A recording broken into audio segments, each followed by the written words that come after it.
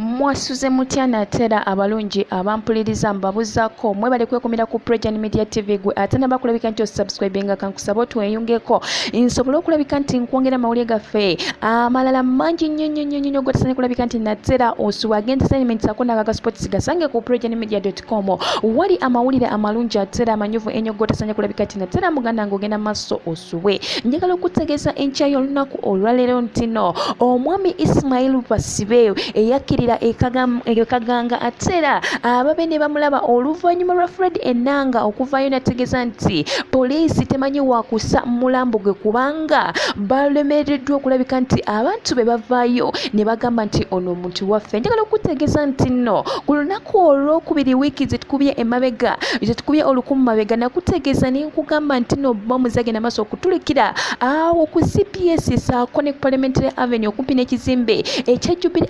Insurance ne kutegeeza nti nno bantu bangi abaakosebwa obulamu bwabwe saako n'omusanvu abagenda maaso n'okulabika nti bafiirwa obulamu bwabwe oba bakkirira ekaganga eyo gye batambuliza obugongongo obwato bwentyo ne nkutegeeza ne nkugamba nti nno omwami ono Ismail Basibe yali abuliddwako ababe n'olw'ensonga eyo baavuddeyo ne bagamba nti ono omuntu waabwe oluvannyuma lw'okuwulira amawulire n'okugalaba. Hussein Kalulu muganda we yavaayo nategeeza nti nno omukulu pulezidenti w'eggwanga Yoweri Kaguta Museveni ne gavumenti ye basobole okulabika nti nateera balabirira omwami ono ateera bakizeemu ne balabikirako ku soosezi zaffe ez'enjawulo ne batutegeeza nti bannange omukulu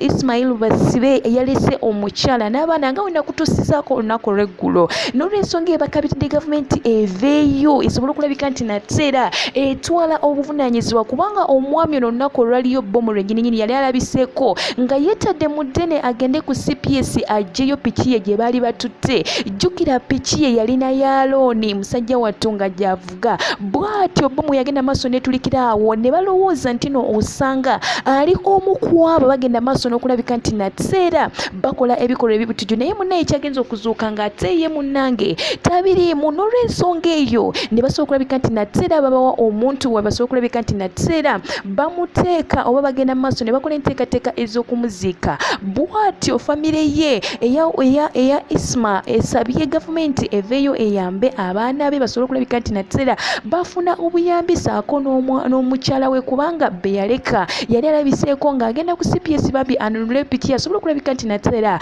anoonya ekyo ekigulira amagala eddiba asobole okulabika nti nateera obulamu bukwasaganya bulungi naye ate munnange ebyembi Bbomu yagenda maaso netulikirawo ku CPS ne Parliamentary Avenue bw'atyo musajja wattu ne bamuddusa mu ddwaliro yogayoga naye ate teyasobola kulabika nti nateera adda engulu naye famire ye bambi esabye gavumenti yate omukyala akulira abaminisita bonna oba muyite Ssaabaminisita Prime Minister Robinah Nabbanja yavaayo n'agamba bagenda kulirira buli omu eyagenda maaso n'okulabika nti nateera afuna obuvunyi n'abo abaafa naye ate nga si bagenze maaso n'okulabika nti nateera batega Bbomu. Olunaku luno lujja kuba lujjukirwa kubanga lwaleeta entiisa ey'amaanyi n'amaziga mangi nnyo mu mitima gy'abantu n'olw'ensonga eyo famire eno esabye basobole okulabika nti nateera balabirira abaana bano n'omukyalo ono nja kuba nateera nkwongera amawulire amalala mangi nnyo gotasanye kulabika nti nateera osuwa kamuloso okonywa no ku twendo tw'amazzi kanzige.